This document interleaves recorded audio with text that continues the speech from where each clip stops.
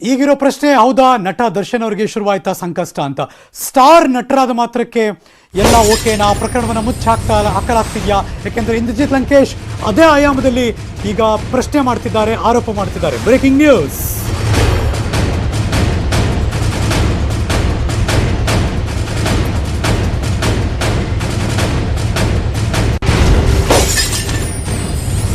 ಗೃಹ ಸಚಿವರಿಗೆ ಬಂದಂತಹ ಮನವಿ ಪತ್ರದಲ್ಲಿ ಬೇರೆ ಏನೂ ಇಲ್ಲ, ದಾಖಲೆಯನ್ನೇನು ಕೊಟ್ಟಿಲ್ಲ. ಅವ್ರ ಪ್ರಕಾರ ಗೃಹ ಸಚಿವರೇ ಹೇಳಿದ್ರು, ನಂದು ಏನು ಕ್ಲಿಯರ್ ಆಗಿಲ್ಲ ರೀ, ನನಗೊಂದು ಮನವಿ ಪತ್ರ ಇದು ಬಂದಿದೆ ರೀ ಅಂತ. ಅವರೀಗ ತನಿಖೆಗೆ ಆದೇಶ ಮಾಡಿದ್ದಾರೆ. ಮೈಸೂರಿನ ಪೊಲೀಸರು, ಪೊಲೀಸ್ ಕಮಿಷನರು ನಿಷ್ಪಕ್ಷಪಾತವಾಗಿ ತನಿಖೆ ಮಾಡ್ತಾರಾ ಅನ್ನೋದು ಈಗಿರುವಂಥ ದೊಡ್ಡ ಪ್ರಶ್ನೆ. ಯಾಕೆಂದರೆ ಇಂದ್ರಜಿತ್ ಲಂಕೇಶ್ ಅವರು ಆರೋಪ ಮಾಡ್ತಿರೋದು, ಮೈಸೂರು ಭಾಗದಲ್ಲಿ ಪೊಲೀಸರು ಬಳೆ ತೊಟ್ಕೊಂಡಿದ್ದಾರೆ, ಎಲ್ಲ ಸೆಟ್ಲ್ಮೆಂಟ್ ಆಗ್ತಾ ಇದೆ, ಅಲ್ಲಿ ಏನು ಮಾಡೋಕ್ಕಾಗಲ್ಲ, ಪೊಲೀಸ್ನವರು ಏನು ಮಾಡಲ್ಲ ಅವರೆಲ್ಲರೂ ಕೂಡ ಅಂತೆಲ್ಲ ಪೊಲೀಸ್ ಇಲಾಖೆ ಮೇಲೂ ಆರೋಪ ಮಾಡ್ತಿದ್ದಾರೆ ಇಂದ್ರಜಿತ್ ಲಂಕೇಶ್ ಅವರು. ಒಂದು ಕಡೆ ದರ್ಶನ್ ಅವರ ಮೇಲೆ, ಅವರ ಗೆಳೆಯರ ಮೇಲೆ, ಅಂದರೆ ಅವರ ಟೀಮ್ ಮೇಲೆ, ಮತ್ತೊಂದು ಕಡೆ ಮೈಸೂರಿನ ಪೊಲೀಸರ ಮೇಲೆ ಎಲ್ಲ ಆರೋಪವನ್ನು ಕೂಡ ಇಂದ್ರಜಿತ್ ಲಂಕೇಶ್ ಮಾಡಿದ್ದಾರೆ. ಇದೀಗ ಗೃಹ ಸಚಿವರು ಮೈಸೂರಿನ ಪೊಲೀಸ್ ಆಯುಕ್ತರಿಗೆ ಸೂಚನೆ ಕೊಟ್ಟಿದ್ದಾರೆ, ಇದೇನು ತನಿಖೆ ಮಾಡಿ ಅಂತ. ಅವ್ರಿಗೆ ಬಂದಿರೋದು, ಅವರೇ ಹೇಳಿರೋ ಪ್ರಕಾರ, ಒಂದು ಲೆಟರ್, ಒಂದು ಮನವಿ ಪತ್ರ. ಆ ಪತ್ರ ಬಿಟ್ಟರೆ ಬೇರೇನು ಬಂದಿಲ್ಲ. ಆದರೂ ಕೂಡ ಯಾವುದೂ ಸ್ಪಷ್ಟವಾಗಿಲ್ಲ, ಯಾವುದು ದಾಖಲೆಯನ್ನು ಗೃಹ ಮಂತ್ರಿಗಳಿಗೆ ಕೊಟ್ಟಿಲ್ಲ. ಆದರೆ ಆ ಮನವಿ ಪತ್ರ ಬಂದಿರೋದ್ರಿಂದ, ಇದೊಂದು ಹೈ ಪ್ರೊಫೈಲ್ ಮೇಲೆ ಆರೋಪ ಇರೋದ್ರಿಂದ ಗೃಹ ಸಚಿವರು ಇದೀಗ ಮೈಸೂರಿನ ಪೊಲೀಸ್ ಕಮಿಷನರ್ಗೆ ಸೂಚನೆ ಕೊಟ್ಟಿದ್ದಾರೆ. ಮೈಸೂರಿನ ಪೊಲೀಸ್ ಕಮಿಷನರ್ ಬಳೆ ತೊಟ್ಕೊಂಡಿದ್ದಾರೆ ಅಂತೆಲ್ಲ ಆರೋಪ ಮಾಡ್ತಿದ್ದಾರಲ್ಲ ಇಂದ್ರಜಿತ್ ಲಂಕೇಶ್ ಅವರು. ಸೊ ಹಾಗಾಗಿ ಅದು ನಿಷ್ಪಕ್ಷಪಾತವಾಗಿ ತನಿಖೆಯನ್ನು ಮಾಡಲಾಗುತ್ತಾ, ಆ ಮೂಲಕ ಯಾರು ಸರಿ ಯಾರು ತಪ್ಪು, ಸುಮ್ಮನೆ ಆರೋಪ ಮಾಡ್ತಿದ್ದಾರಾ, ಇಲ್ಲ ನಡೆದಿದ್ದೇ ಉಂಟಾ, ನಡೆದಿದ್ರೆ ಯಾಕೆ ಏನಾಯಿತು, ಇದೆಲ್ಲ ಪ್ರಶ್ನೆಗಳಿಗೂ ಕೂಡ ಉತ್ತರ ಸಿಗಬೇಕು. ಬಿಕಾಸ್ ಇದೀಗ ಗೃಹ ಸಚಿವರ ಅಂಗಳ, ಅವರೇ ನೇರವಾಗಿ ಮೈಸೂರಿನ ಪೊಲೀಸ್ ಆಯುಕ್ತರಿಗೆ ಸೂಚನೆ, ಆ ಮೂಲಕ ಈಗ ತನಿಖೆ, ಆ ತನಿಖೆಯ ನಂತರದಲ್ಲಿ ತಪ್ಪ್ಯಾರು ಸರಿಯಾರದು, ಕುಟುಂಬ ಏನು, ಏನಾಗಿದೆ ಕುಟುಂಬಕ್ಕೆ, ಇದೆಲ್ಲವೂ ಕೂಡ ಹೊರಗೆ ಬರುತ್ತಾ ಕಾದು ನೋಡಬೇಕು. ಈ ಎಲ್ಲ ಪ್ರಕರಣ ಶುರುವಾಗಿದ್ದೀಗ ಇಂದ್ರಜಿತ್ ಲಂಕೇಶ್ ಅವರು ಗೃಹ ಮಂತ್ರಿಗಳನ್ನ ಭೇಟಿ ಮಾಡಿ ಅದಾದಮೇಲೆ ಮಾಧ್ಯಮದ ಮುಂದೆ ಹೇಳಿಕೆ ಕೊಟ್ಟಾಗ ಓವರಾಲ್ ಇಂದ್ರಜಿತ್ ಲಂಕೇಶ್ ಅವರು ಏನೆಲ್ಲ ಆರೋಪ ಮಾಡಿದ್ರು ಬನ್ನಿ ನೋಡೋಣ. ಒಂದು ಹುಡುಗಿಯ, ಒಂದು ಮಹಿಳೆಯ, ಒಂದು ಸಾಮಾನ್ಯರ ಒಂದು ಲಾರ್ಜರ್ ಪರ್ಸ್ಪೆಕ್ಟಿವ್ ತೊಂದರೆ ಆಗ್ತಾ ಇರೋದು, ಸೆಟಲ್ಮೆಂಟ್ ಆಗ್ತಾ ಇರೋದು ದುರಂತ. ಯಾಕೆ ಅಂತಂದ್ರೆ ನಾಳೆ ಒಂದು ಹುಡುಗಿ ರೇಪ್ ಆದರೆ ಪೊಲೀಸ್ ಸ್ಟೇಷನಲ್ಲಿ ಸೆಟಲ್ಮೆಂಟ್ ಮಾಡೋಂಥ ವಿಷಯಗಳು ಆಗೋವಂಥದಕ್ಕೆ ನಾವು ಹತ್ರ ಇದ್ದೀವಿ. ಅದು ಆಗ್ತಾನೂ ಇದೆ ಕೂಡ. ಆದರೆ ಇವತ್ತು ನೋಡಿ, ಡೆವಲಪ್ಮೆಂಟ್ ಆಗಿರೋದು ನೀವು ಕವರ್ ಮಾಡಿಲ್ಲ. ನಿನ್ನೆ ನಿಮ್ಮ ಒಂದು ಮಾಧ್ಯಮದ ಮೂಲಕ ಆ ಹುಡುಗಿಯ ಒಂದೇಳಿದ್ರೆ ನಾನು ಬಿಟ್ಬಿಡಿ ಅಂತ. ಮತ್ತು ಇವ್ರು ಮಾತಾಡ್ತಾರ ಶೈಲಿ ಸೆಲೆಬ್ರಿಟಿ. ನಾನು ಯಾರ ಬಗ್ಗೆ ಮಾತಾಡ್ತೀನಿ ಅಂತ ನಿಮಗೆ ಗೊತ್ತಿದೆ. ಹೆಸರು ಹೇಳ್ಬಿಡಿ.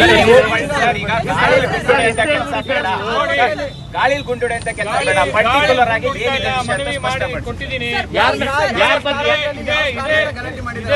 ಇದೇ ಈ ದರ್ಶನ್ ಮತ್ತು ಅದ್ಯಾರೋ ರಾಕೇಶ್ ಪಾಪಣ್ಣ ಅಂತೆ, ಮತ್ತು ಇನ್ನೊಬ್ರು ಯಾರೋ ಮೆಲಾಂಟ ಅಂತೆ, ಅವರು ಮೂರು ಜನ ಈ ಸಮಸ್ಯೆ ಆಗೋಕ್ಕೂ ಮುಂಚೆ, ಇದು ಏನು ಮಾತಾಡಿದ್ರು ದೊಡ್ಡದಾಗಿ ತಲೆ ಸೀಳ್ತೀನಿ, ತಲೆ ಹೊಡಿತೀನಿ ಅನ್ನೋಕ್ಕೆ ಮುಂಚೆ, 3 ದಿನದ ಮುಂಚೆ, 4 ದಿನದ ಮುಂಚೆ ಒಂದು ಹೋಟೆಲಲ್ಲಿ, ಸಂದೇಶ್ ಪ್ರಿನ್ಸ್ ಹೋಟೆಲಲ್ಲಿ ಒಂದು ದೊಡ್ಡ ಗಲಾಟೆ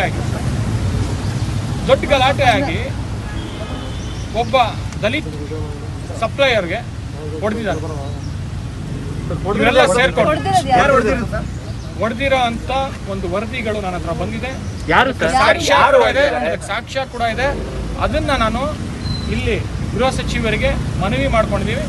ಅವರು ಇಮಿಡಿಯೇಟ್ ಆಗಿ ಆಕ್ಷನ್ ತಗೊಳ್ತೀನಿ ಅಂದರೆ, ಯಾಕೆ ನಾನು ಇಲ್ಲಿ ಬಂದು ಈ ಮನವಿನ ಮಾಡ್ತಾ ಇದ್ದೀನಿ ಅಂದರೆ, ಎಲ್ಲೋ ಒಂದು ಸಾಮಾನ್ಯರಿಗೆ, ಬಡವರಿಗೆ, ಪಾಪ ಆ ಸಪ್ಲೈಯರು ಏನು ಏಟ್ ತಿನ್ನೋ ಸಂದೇಶ್ ಪ್ರಿನ್ಸಲ್ಲಿ ಅವನಿಗೆ ಕಣ್ಣು ಬ್ಲರ್ ಆಗಿದೆ. ನೆಕ್ಸ್ಟ್ ಡೇ ಸೆಟಲ್ಮೆಂಟ್ ಮಾಡ್ತಾರೆ. ಸೆಟಲ್ಮೆಂಟ್ ಮಾಡಿ ಆ ಹೆಂಡತಿ ಮತ್ತು ಇಡೀ ಸಪ್ಲೈಯರ್, ಆ ಒಂದು ಕುಟುಂಬದವರು ಸೇರಿ ನಮಗೆ ನ್ಯಾಯ ಕೊಡಿಸಿ ಅಂದಾಗ ಸೆಟಲ್ಮೆಂಟ್ ಮಾಡ್ತಾರಲ್ಲ, ಎಂಥ ದುರಂತ ಇದು. ಯಾಕೆ ಅಂತಂದರೆ, ಇದೇ ಸಪ್ಲೈಯರ್ ಹೆಂಡತಿ ಮಾರನೇ ದಿನ ಬೆಳಿಗ್ಗೆ ಪರ್ಕೆ ಇಟ್ಕೊಂಡು ಬಂದಿರ್ತಾರೆ ಹೊಡೆಯೋಕ್ಕೆ. ಯಾರಿರ್ತಾರೆ? ಇದೇ ದರ್ಶನ್, ಇದೇ ರಾಕೇಶ್ ಪಾಪಣ್ಣ, ಮತ್ತು ಇದೇ ಯಾರೋ ಮಲಾಂಟೋ, ಪೂರ್ತಿ ಹೆಸರು ಮಲಾಂಟೋ ಅಂತ, ಅದೇ ಸೋಷಿಯಲ್ ಓನರ್ ಅಂತೆ. ಇವರೆಲ್ಲ ಸೇರಿಕೊಂಡು ಅವ್ರ ಜೊತೆ ಯಾರಿರ್ತಾರೆ? ಪವಿತ್ರ ಗೌಡ ಮತ್ತು ಇನ್ನಿತರು ಇರ್ತಾರೆ. ಈ ಒಂದು ಸಂದರ್ಭದಲ್ಲಿ ಇವತ್ತು ಇವರು ತನಿಖೆ ಮಾಡಲಿಲ್ಲ ಅಂದರೆ, ನನ್ನ ಹತ್ರ ಸಾಕ್ಷ್ಯಗಳಿದೆ, ಅದನ್ನು ಕೊಡ್ತೀನಿ. ನನ್ನ ಹತ್ರ ಏನೇನಿದೆ. ಯಾಕೆ ಅಂತಂದರೆ, ಅವ್ರನ್ನ ತನಿಖೆ ಮಾಡಿ ಈ ಬುದ್ಧಿ ಕಲಿಯಲ್ಲ ಇವರು. ಯಾಕೆಂದರೆ ಯೂಸ್ ಮಾಡ್ತಾರೋ ಭಾಷೆ. ಮತ್ತೆ ಇನ್ನೊಂದು ಮಹಿಳೆ ಇಲ್ಲಿ ಮಹಿಳೆ ನಾನು ಸರಿನೋ ತಪ್ಪೋ ಅನ್ನೋದು ಇನ್ವೆಸ್ಟಿಗೇಷನ್ ನಡೀತಾ ಇದೆ.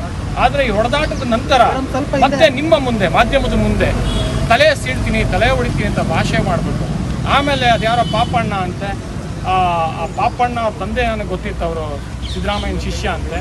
ಆ ಪಾಪಣ್ಣ ಮೈಸೂರಿನಲ್ಲಿ ಎಲ್ಲ ಪೊಲೀಸರು ನನ್ನ ಕೈಯಲ್ಲಿದ್ದಾರೆ, ಇಲ್ಲಿ ಕಂಪ್ಲೇಂಟ್ ಕೊಡಿ ಅಂತಾರೆ.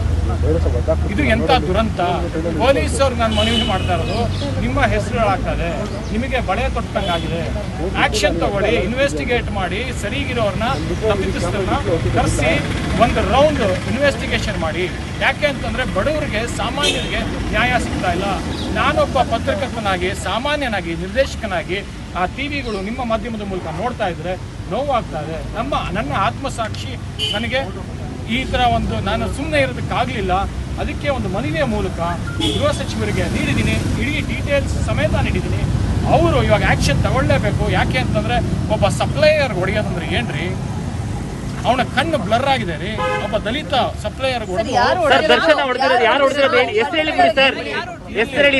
ನನ್ನ ಒಂದು ತನಿಖೆಯ ಮೂಲಕ ನಮ್ಮ ವರದಿಗಾರರ ಮೂಲಕ ನನಗೆ ಎವಿಡೆನ್ಸ್ ಇರೋ ಮೂಲಕ ಇದೇ ದರ್ಶನ್ ಅವತ್ತಿದ್ರು.